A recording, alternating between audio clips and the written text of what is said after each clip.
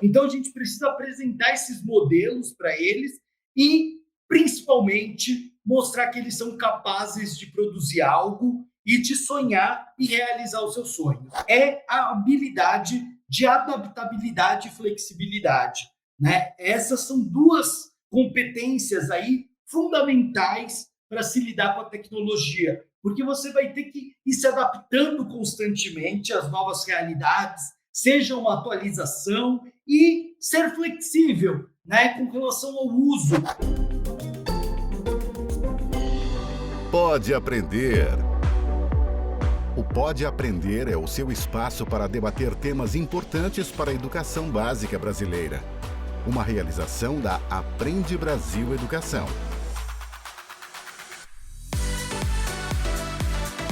Olá, eu sou a Danaí Búbalo e este é o Pode Aprender, o nosso bate-papo qualificado sobre a educação básica brasileira, uma iniciativa da Aprende Brasil Educação.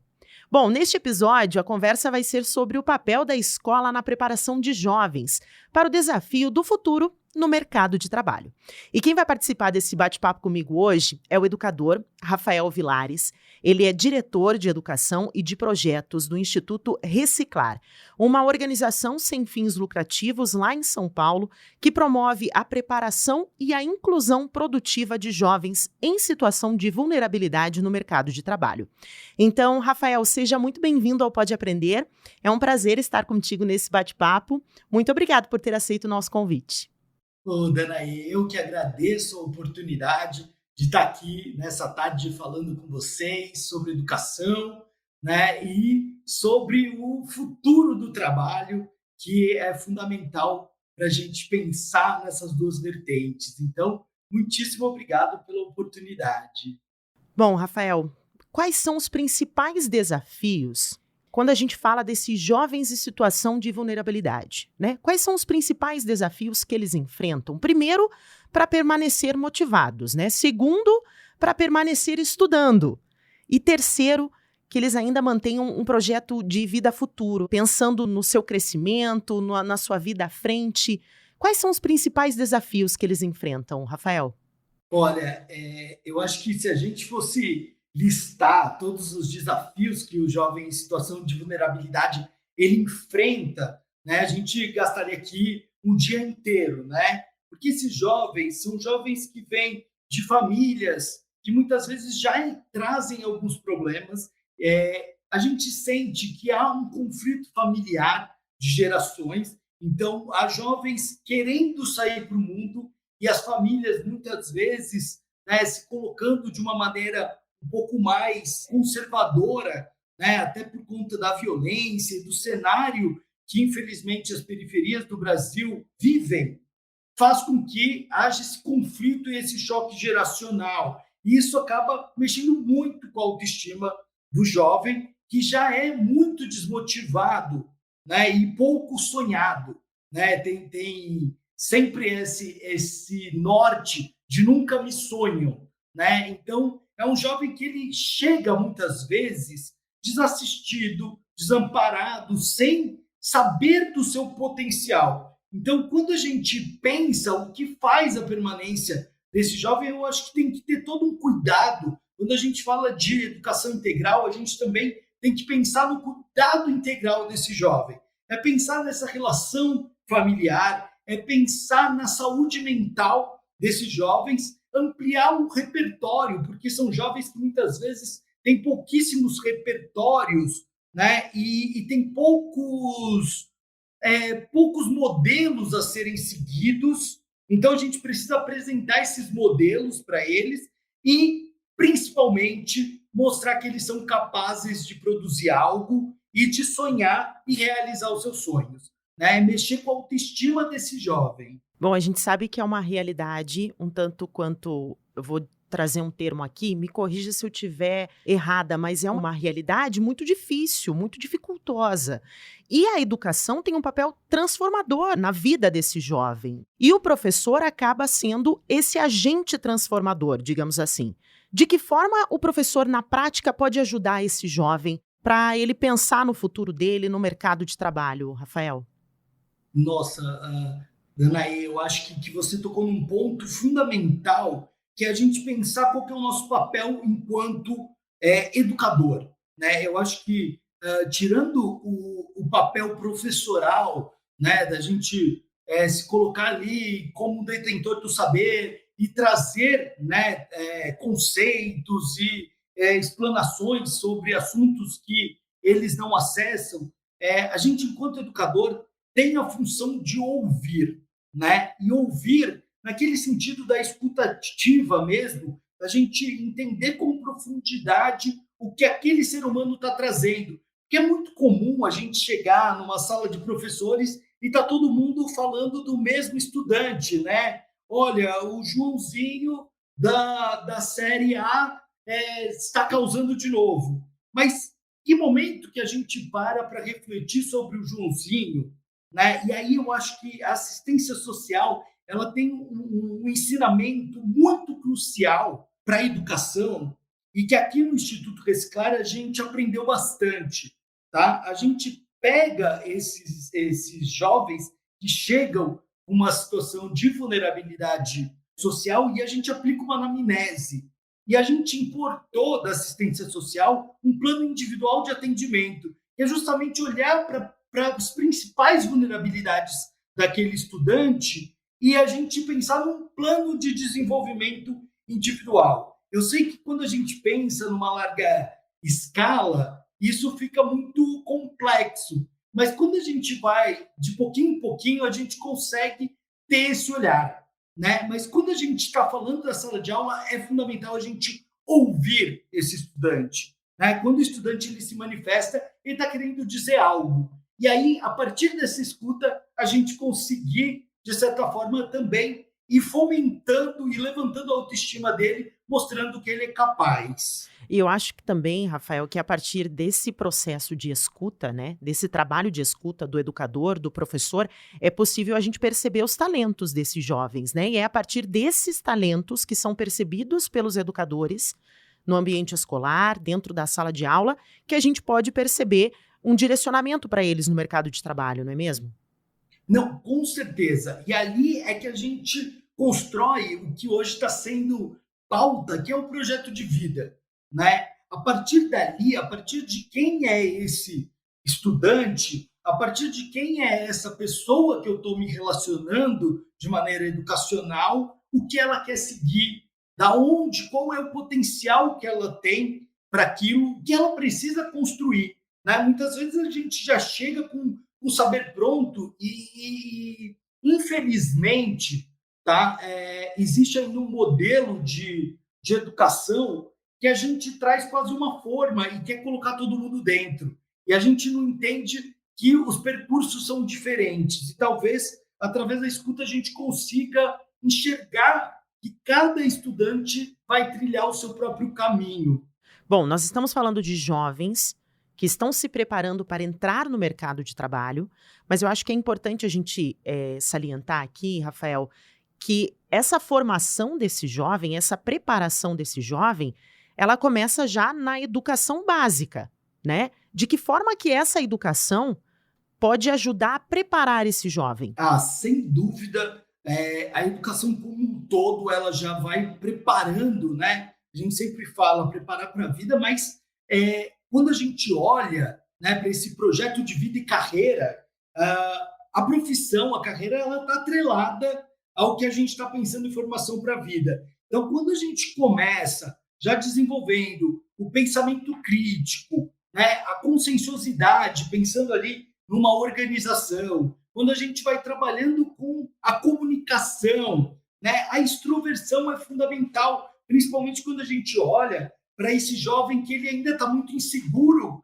né? Chegando no mercado de trabalho, a timidez ainda é um ponto delicado. Então, é fundamental a gente trabalhar com a extroversão, né? Existe uma máxima, né, que vem, inclusive, das áreas de tecnologia, mas que é o aprender a aprender, né? Que é essa vontade de aprender. Então, entender que o erro faz parte do processo e a vontade de aprender. E isso a gente consegue desenvolver muito dentro da sala de aula, seja desde a educação infantil, passando né, pelo ensino fundamental, seja anos iniciais ou anos finais, e chegando no ensino médio com mais potência, né? Mas, sem dúvida, trabalhar com as competências, né, socioemocionais é o caminho para ligá-los ao futuro do trabalho, né, e ao desejo deles enquanto projeto de vida e carreira. Perfeito. Você falou agora tecnologia. Eu acredito que é um assunto, para alguns educadores, chega a arrepiar, né, a coluna, para outros não, né? Outros são amigos da tecnologia, da inteligência artificial. E nós sabemos que esse jovem que está se preparando para entrar no mercado de trabalho, ele está muito ligado às novas tecnologias, à inteligência artificial, às novas profissões, a esse mercado de trabalho que ele está em constante mutação, né? Ele muda o tempo todo. Então, quais habilidades que esse jovem precisa hoje ter para essa entrada no mercado de trabalho mais tecnológico, envolvendo a inteligência artificial, com essas divergências e mudanças que acontecem o tempo todo? Quais são as habilidades que ele precisa ter hoje e pensar também nessas habilidades para o futuro, Rafael?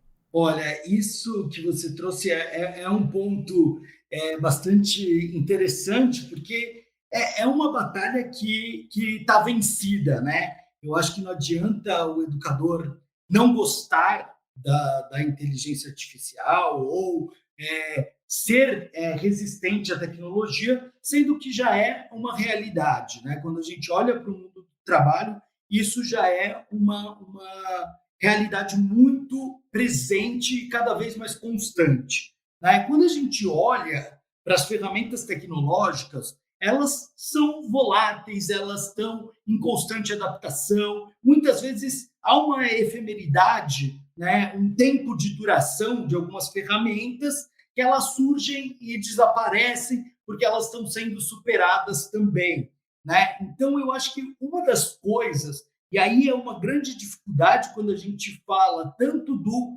ensino, né, tradicional, quanto a gente olhar para pensar nas próprias características da juventude, é a habilidade de adaptabilidade e flexibilidade, né? Essas são duas competências aí fundamentais para se lidar com a tecnologia, porque você vai ter que ir se adaptando constantemente às novas realidades, seja uma atualização e ser flexível, né, com relação ao uso. Uma hora você está usando, né, determinada ferramenta para uma edição e daqui a pouco você tem que usá-la de outra maneira. Então, exige, né, uma adaptabilidade e uma flexibilidade. Mas quando a gente está falando da inteligência artificial, principalmente na criação de prompts, a gente precisa ter um senso crítico, né? É o senso crítico que faz com que o estudante ele crie boas perguntas.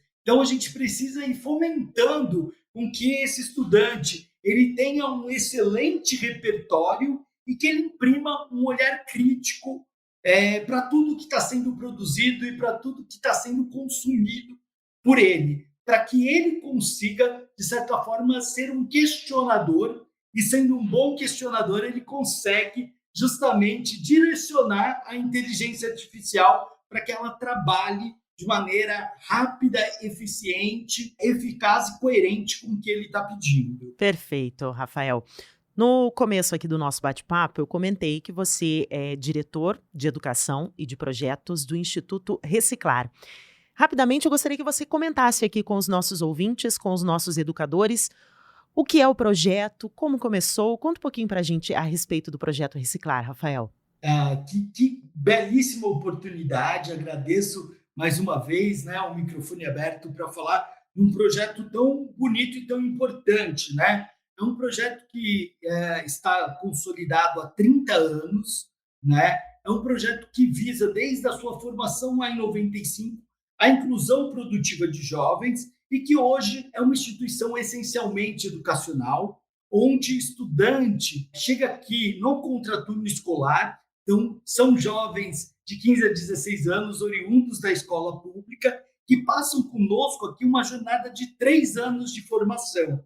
A gente tem um ano muito focado nas soft skills, né, nas competências socioemocionais. Então, a gente trabalha muito com todas essas questões que a gente discutiu, seja de ampliação de capital cultural, seja comunicação, proatividade, resiliência, empatia, enfim, a gente vai trabalhando com diversas competências, né? Tem essas que a gente acabou não falando tanto aqui, para que esse jovem ele consiga chegar num primeiro emprego, mas que esse primeiro emprego seja só a porta de entrada, mas que ele continue seguindo, né? Nesse primeiro ano, eles desenvolvem alguns projetos ligados ali a uma trilha de design thinking, então eles partem da ideação e chegam à implementação e avaliação desses projetos. Eles têm uma atividade aqui que é mediada por 2 psicólogos, que é o projeto de vida, né? No projeto de vida e carreira, eles passam por uma trilha de autoconhecimento e no final desse primeiro ano, eles escolhem um curso técnico que eles querem seguir. E a partir do segundo ano, o Instituto Reciclar paga o curso técnico das melhores escolas aqui da nossa cidade. Então, é um jovem que sai com uma formação muito completa em competências socioemocionais e ele avança e chega a ter um diploma também ali, pensando no hard skill, pensando no técnico, muito robusta. E isso faz com que esse jovem tenha ali uma facilidade na empregabilidade. Um outro processo que está dentro desse programa é uma mentoria. Esse jovem ele recebe um mentor, que é um voluntário. Então, quem quiser se voluntariar, o nosso site tem uma aba ali para você se cadastrar e fazer parte do nosso banco de voluntários, né? E esses voluntários apadrinham, né, um jovem que vai ser o seu mentorado aí por toda uma jornada de 1 ano. São 10 meses, né, de sessões que compreende essa formação. Então, deixa eu aproveitar, passa para nós qual é o site do Projeto Reciclar. Olha, vocês vão acessar institutorreciclar.org.br. No site, vocês conseguem achar ali todas as nossas informações, mas também temos as nossas redes sociais. No Instagram, @Instituto Reciclar, e no LinkedIn também, @Instituto Reciclar. Rafael, parabéns então pelo projeto, pelo Instituto Reciclar. Muito obrigada por você ter participado desse bate-papo com a gente.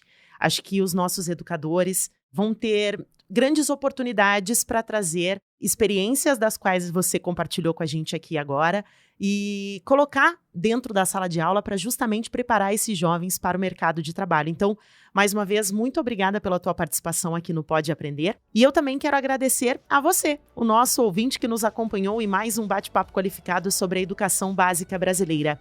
O Pode Aprender é uma realização da Aprende Brasil Educação com a produção da banca do podcast. Para comentários e sugestões, basta você enviar um e-mail para aprendebrasil@positivo.com.br. Eu espero que você me acompanhe aí nos próximos episódios do Pode Aprender. Você pode acompanhar na sua plataforma de podcast preferida, nas nossas redes sociais e também no site da Aprende Brasil. Até a próxima! Com produção e edição da banca do podcast, o Pode Aprender é uma iniciativa da Aprende Brasil Educação.